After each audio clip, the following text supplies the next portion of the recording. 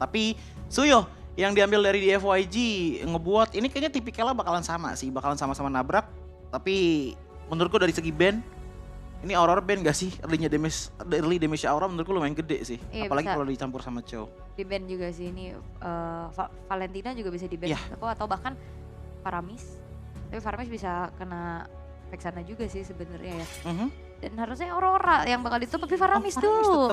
Tetap Faramis. Mereka nggak mau adanya Kating Power. Mereka nggak mau juga nih dengan ada 3 fighter di awal yang dibuka sama Nightmare, diperkuat lagi dengan adanya Faramis. Iya, dengan adanya Faramis yang udah di ban ya berarti mungkin sentralnya kalau nggak ke arah mid lane sama gold lane ya. Untuk sekarang karena masing-masing nih dari game pertama, tipikal dari kedua belah tim ini gold lane-nya nggak di first pick. Iya Second pick semua kan, makanya di terakhiran ya. Bruno bisa jadi sebuah respect juga sih menurutku. Tapi kalaupun emang enggak, mid lane Gatot. kah? Oh Gatot kaca yang dihilangin. Iya, mereka mau tutup romernya God lane, ternyata ya. Iya. Romer sisanya menurutku ada efek sana, ada Hylos, ada Fovius, Hylos nggak sih yang keluar Wah, Hylos untuk di FYG? bisa sih sebenarnya, cuman kayaknya bakal dimakan terus-terusan aja nggak sih sama Alpha. cowoknya juga tanpa escape ya yang dimiliki, atau ya bisa sebenarnya sebagai konsep yang take a resource gitu loh. Ngambilnya mungkin buat buying time, pakai revitalize, jaga depan dan bikin nggak bisa pulang karena wait, Matilanya masih, tapi udah nggak bisa ya, ada Cho juga soalnya kan. Ya jadi seenggaknya untuk nutupin lah nih hero-hero fighter nih nggak bisa gampang pulang gitu loh menurutku. Yap. Dan satu lagi Valentina seperti yang katakan oleh awal tadi di ban oleh teman-teman dari DFIG. Paramis Valen ya yang emang udah best option juga sebenarnya buat Nightmare. Mereka bisa ambil banyak resource juga nih. Dan last band, rumornya kah yang akan mengganggu sosok dari cowoknya? Mungkin Matilda sekarang. Walaupun sebenarnya cowok yang bisa inisiasi lumayan keganggu sama Matilda. Walaupun Matilda kayaknya masih agak kurang cocok sama Suyo ya. Agak kurang aja dibanding kayak Alpha. Iya. Kan maksudnya dari Suyo cukup mandiri. 2 dash juga kalau dari Oh. skillnya kan. Jadi lumayan banyak lah resource untuk dashnya. Tapi ya masih bisa juga kalau misalkan di pairingnya sama Fovius gitu loh. Iya. Tinggal kita lihat aja gold lane-nya maunya seperti apa gitu loh. Karena menurutku untuk gold lane chance-nya masih gede-gede banget. Tigreal. Tapi Tigreal yang ditutup untuk di last band-nya dari Nightmare Esports. So, gold lane ataupun romer dulu yang bisa diambil. Dan untuk ngomongin gold lane, ya kalau udah ada Cho bisa dibilang nggak ada yang aman ya. Iya sebenarnya aku ngeliat kayak Brody ya yang abis kena buff juga kan untuk bagaimana dia bisa survive di arah late gamenya, tapi masih tetap Bruno. Bruno lagi. Ya, oke. Bruno di tangan dengan early game tadi yang lumayan equal ya. Melawan kami juga. Dan ini harus hati-hati banget dengan konsil. Harus besar makronya untuk dari DFIG menurutku. Purify. Untuk di game kali ini ditambah dengan Purify juga tentunya. Tapi kalau seperti itu berarti pengejaran masih bisa dilakukan sama Khalid sih ini. Tipikal yang masih bisa masuk ke belakang. Yes, Jadi dan bagian depannya nih mau diisi sama apa nih dari DFIG? ini mau Aurora gak sih? Iya aku feelingku gitu sih. Aurora ya kayaknya bakal buat jadi combo juga kan. Area of effect. Atau mau ambil ke arah burst buat di mid, tapi tetap masih ke Arbitrix terlebih dahulu. Oh ya Yang- Aurora gak sih? Iya, masih menjadi matchup yang sama ya harusnya ya. Dengan 1 kali pick masih 0% win rate, dan Aurora kah yang akan menjadi pilihan sekarang? Iya, Aurora. Tadi Aurora pick terakhir dari Nightmare Esports. So, nah ini kalau misalkan udah ada Beatrix, mungkin pakai Hylos mikir 2 kali juga nih. Karena ngerisnya agak susah ke Beatrix dan damage-nya kadang terlalu besar untuk ditahan sama Hylos. Jadi Kaja, jauh head. iya ngambil pick off lagi bisa. Oh, itu grok counter sih. initiate Grok ya yang paling enak Iya. sebenarnya ya. Kalau menurutku lebih ke arah grok kan. Karena dengan adanya Frigid Glacier, kalaupun emang dia lagi ngebuka Power of Nature, seenggaknya masih bisa counter setup lah. Yap, dan juga bisa ngasih pressure balasan ya untuk cowoknya tidak akan semena-mena untuk ngasih zoning out juga. Yap.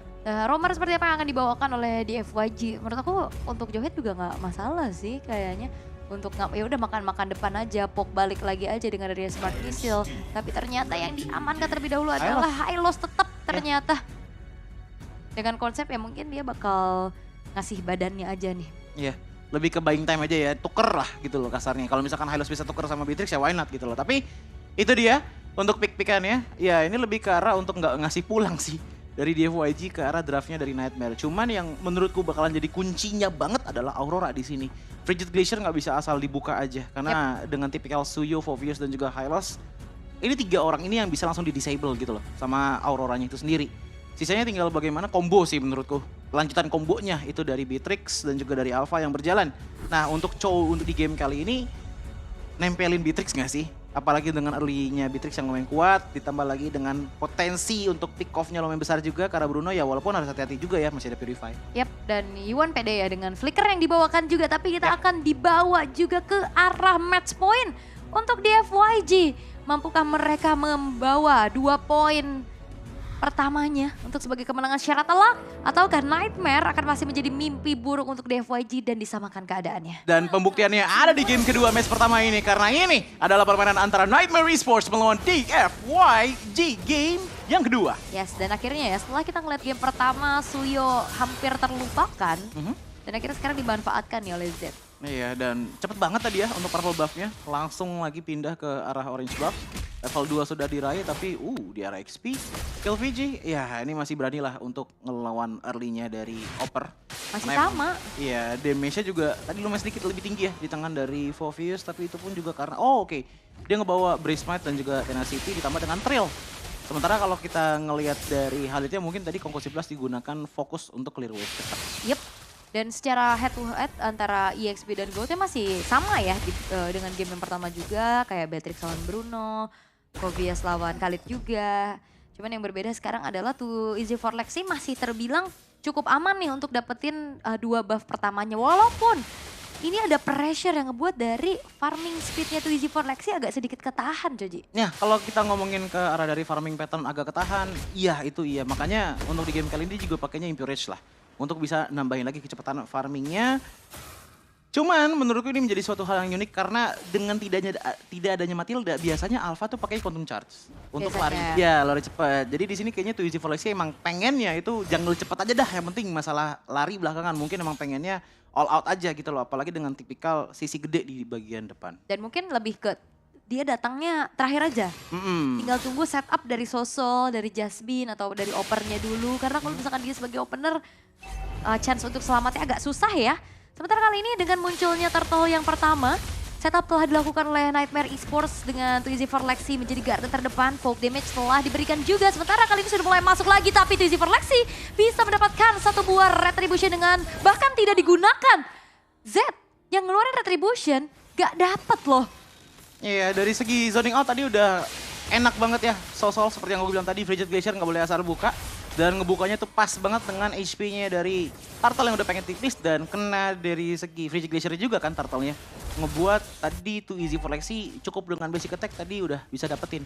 Ada sedikit minus calculate juga sepertinya juga dari DFYG. Iya, dan kayak semua sisi power yang dimiliki sama Nightmare Esports bener-bener mencoba untuk ngegangin ke arah Z-nya. Sementara dari top lane 2 versus 1 dan bahkan bakal coba untuk dibantu lagi nih dari Long-nya yang bakal di pressure karena tidak akan dibiarkan early advantage. Namun kali ini Yuan masih punya flicker untuk mundur ke arah belakang dengan bala bantuan dari Eternal's Guard yang akhirnya membuat dari Nightmare Esports tidak bisa mempick off dirinya secara mudah. Itu kalau nggak ada Eternal's Guard ya udah kena tendang sih kayaknya. Apalagi pakainya flicker bukan Purify, jadi masih aman. Untuk teman-teman dari Dian Feng Yaoguai belum ada yang tumbang sama sekali kecuali tadi kill VG ya. Untuk di arah bottom lane dengan kena setupnya Frigid Glacier. Sisanya untuk power di arah early menurutku dengan udah dapetin 1 turtle ditambah lagi dengan kami yang bisa dibilang lumayan free lah dari tadi untuk nge-jungle. Nightmare lagi megang banget sih. Ya, sebenarnya walaupun megang banget ya, tapi level dari Z-nya nggak yang terpaut jauh kayak tadi gap di game pertama loh. Kayak tadi kan sempat ada 3 level ya. 3 level. Sekarang hanya terpaut 1 level aja yang dimana harusnya akan bisa dikejar juga sih sama DFYG. Walaupun kali ini ganking power dengan daya raging center flicker menuju ke arah seorang Long, tapi dengan 1 buah Purify tidak membuat dirinya menjamin keselamatan yang dimiliki sehingga kali ini komit yang dilakukan oleh Nightmare Esports di-convert lagi dengan keuntungan yang bisa di-secure. Itu dia dilemanya dari Lung ya. Kalau misalkan pakai flicker susah kabur dari Jasmine, kalau pakai Purify agak susah juga untuk kabur dari Khalid. Sekalinya adanya Raging Sandstorm, ya Purify-nya dipakai tadi kan untuk bisa ngedodge beberapa hit yang on point masuk ke tangan dari Bruno-nya Lung. Dan sekarang turtle kedua lagi dan lagi dipegang habis-habisan oleh Nightmare. Ya, dan Z bakal coba untuk langsung dipegangin juga dengan 1 buah Retribution.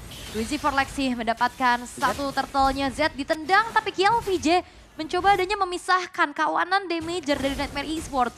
Sehingga dari memang Z selamat tapi Kiel VJ-nya dengan Avengers pun nggak nolong ternyata.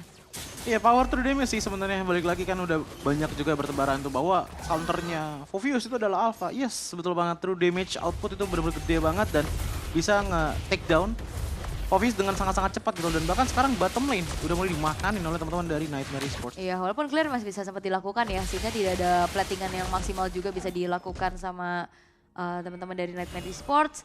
Sudah bertukar sisi sekarang. Di era top lane-nya tadi sempat ada cicilan yang dilakukan juga sama Lung, tapi sama-sama bisa melakukan defensif satu sama lain. Iya, masih mencari juga nih untuk Z sepertinya nyari resource jungle yang lainnya juga. Karena dari segi level udah mulai ada bau-bau 2 level difference nih. Antara Z dan juga Easy Forest, tapi nggak salah. Wah ini Jasmine udah keangkat-angkat ya dengan what flicker? Ternyata terdengar dari Yuan untuk bisa ya membuat dirinya jauh lebih secure aja. Frigate Glacier telah terbuka juga kali ini Z. Bang coba ditabrak satu buah Jet Kundo. Gagal untuk bisa melakukan inisiasi. Terinjak lagi dengan Denivera Pursuit. Dan bahkan ada juga kombinasi Raging Sandstorm dan juga Spear of Alpha di follow up dengan Banis Rage. Menghasilkan double kill kali ini yang bisa ditabung juga oleh Nightmare Esports. Dan satu persatu turret-turret sudah mulai dilumat. Kalah kuantitas ditambah lagi dengan kami yang non-stoppable dari tadi. Ngebuat akhirnya frontline dari DFYG ini nggak bisa lama-lama untuk bisa sustain gitu loh. Apalagi dengan tipikal Alpha dan Beatrix. Ini dua combo yang menurutku menjadi tank killer banget untuk daerah frontline-nya. Makanya tadi even udah ada Glorious Pathway pun Hylos tuh nggak bisa selamat gitu loh di daerah frontline dengan cara seperti itu. Dan Vexana dan juga Bruno-nya tadi kebetulan dari Lung berada di daerah top lane untuk nge-push turret, ngebuat damage pun nggak bisa maksimal. Dan juga kayak dari di FYG mereka kurang dari sosok initiator guys. Initiator teamfight awal berarti ya? Iya kayak awal ya? Ya harus LVJ yang di depan dan kayak sisi power itu nggak yang terlalu gede banget gitu loh. Iya mau nggak mau sebenarnya kalau dilihat dari skill set ya. Ada Glorious Pathway tapi itu jadi kunci nggak sih untuk Frigate Glacier dan what? Wah ini Jasmine-nya bakal coba untuk langsung dimakan. Gagal untuk bisa memberikan sedikit inisiasi. Dengan adanya permainan Jet Kundo tadi masuk ke area pemain-pemain dari DFYG. Sementara Lung harus mundur terlebih dahulu. Tapi secara Haskell yang udah dimiliki, dia nggak perlu recall ya untuk menambahkan ke beda segi HP-nya. Dan Turtle akankah menjadi perfect Turtle untuk Nightmare Esports? Atau tidak akan dibiarkan oleh DFYG? Iya udah mulai dipegang juga, tapi lihat 2 level difference untuk sekarang. Sedikit lagi sih, tapi level 10 untuk Z-nya. Cuman wait di depan udah mulai diganggu. Wah ini retribution dari Z. Bener-bener 2 kali ternyata kecepatan. Dan akhirnya Perfector telah bisa didapatkan dan KLVJ pun tidak terselamatkan kali ini. Di FYG harus bermain jauh lebih tenang. Karena tadi udah dijauhin loh tuh Easy for Lexinya. Retributionnya kecepatan. Iya, dan lihat dari segi turretnya nih. Dari turret aja tuh cuma beda 1 gitu loh. Tapi apa ya bisa bilang fokusnya dari DFYG ini udah mulai goyah gitu loh. Padahal posisinya enak banget tadi untuk adanya engage turtle.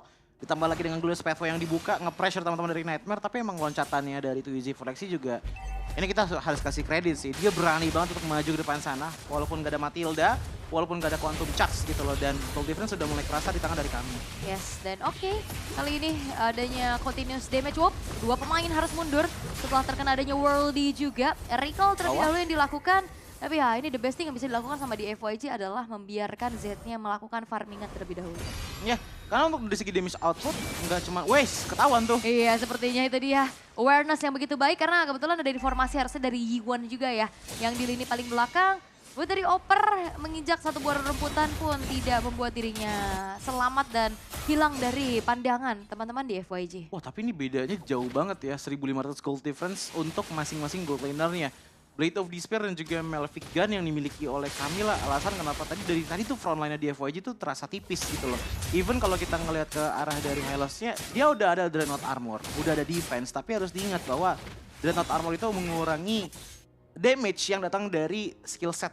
Dan kalau kita ngeliat dari kami, basic attack-nya ini yang benar-benar perih banget. Ya menurutku ngambil ke arah defense besar kayak Dominance itu juga bakal works sih.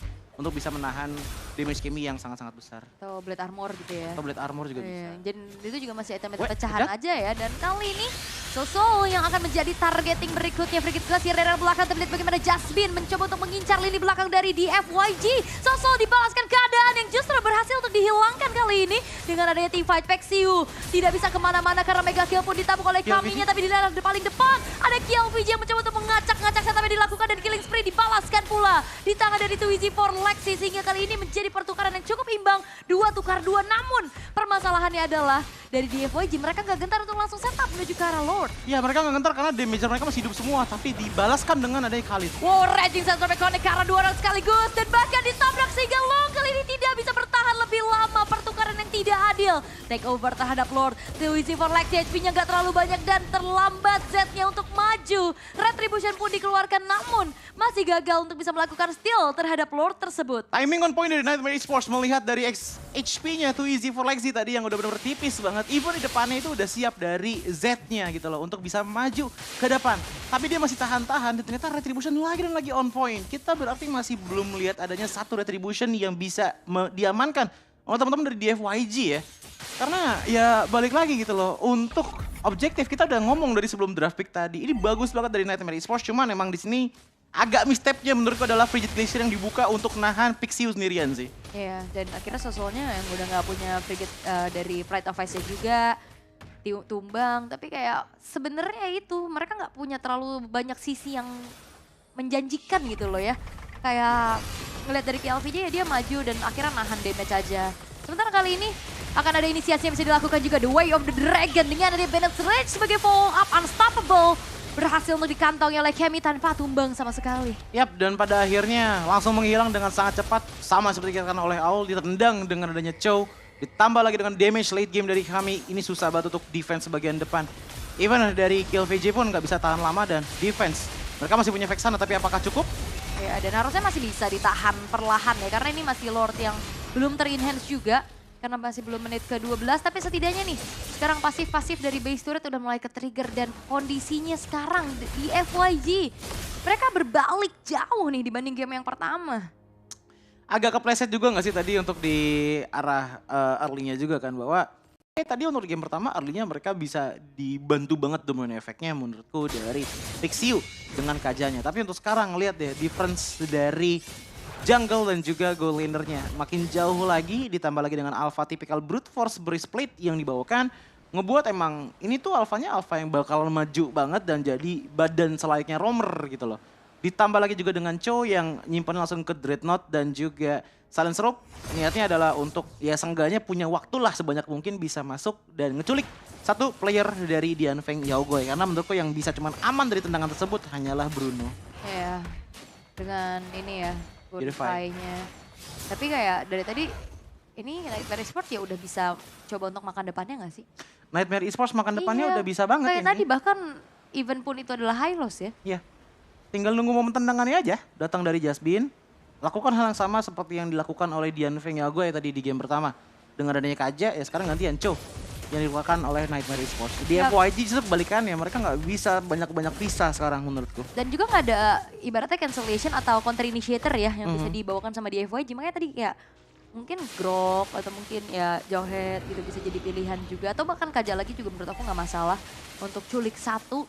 Dan ya akhirnya kali ini dari DFYG yang dalam keadaan under, gak banyak yang bisa mereka lakukan. Tapi nampaknya dengan adanya setup menuju ke arah Lord, tidak akan dibiarkan. Namun masalahnya adalah zoning out terjadi dengan ada Jasmine berada di paling depan.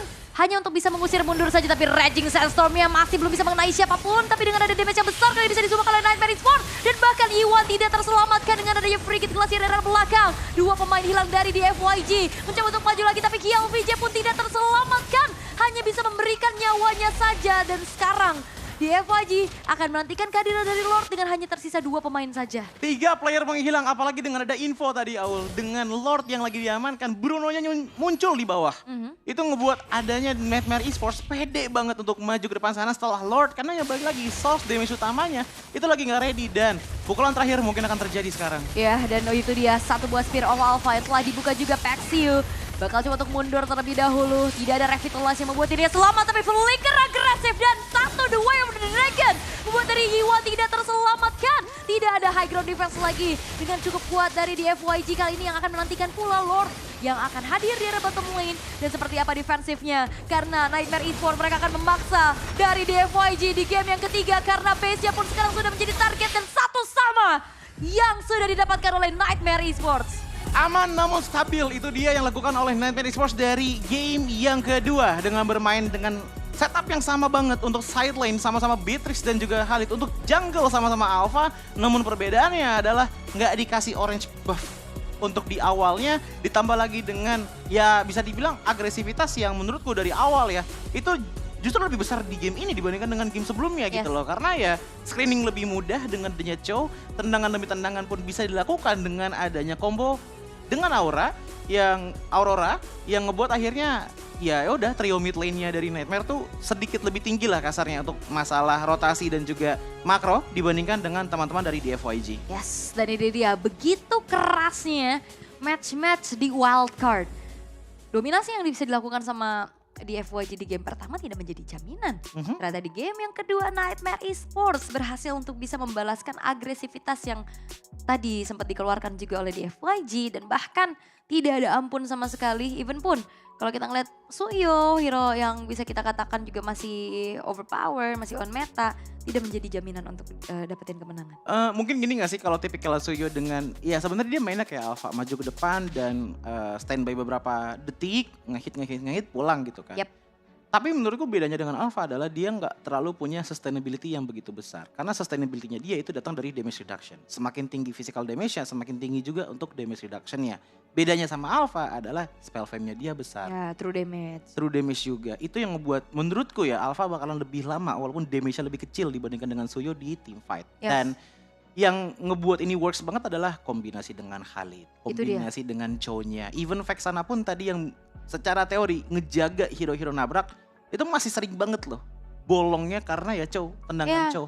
Karena bisa dikatakan untuk di FYG mereka mainnya front to back semua dan ya akhirnya bisa dikontrol lah. Dan sambil kita melihat bagaimana itemization yang dilakukan oleh kedua belah tim juga, karena secara komposisi dan secara gold ini terpautnya lumayan jauh nih. 15-5 di 14 menit. Didominasi lagi gak sih? Di game pertama tadi udah dominannya dari DFYG, di game kedua kebalikannya dari Nightmare gitu loh. Bahkan kalau kita ngeliat dari item build-nya pun, ini Alpha emang udah template banget sih untuk 3 itemnya gitu loh. War Axe, Queen Swing, Brute Force. Brute Force juga paling penting untuk adanya Resilience, ngurangin efek sisi power, ditambah lagi dengan Tough Boots gitu loh, yang ngebuat jalan terus nih Alphanya dengan sisi yang minim lah yang kena karat. Dan seperti yang dikatakan oleh Aul juga, nggak ada inisiator yang pasti banget. Even aku nge-notice patternnya bahwa Antiquires ditambah lagi dengan adanya Ares Belt nambahin HP juga.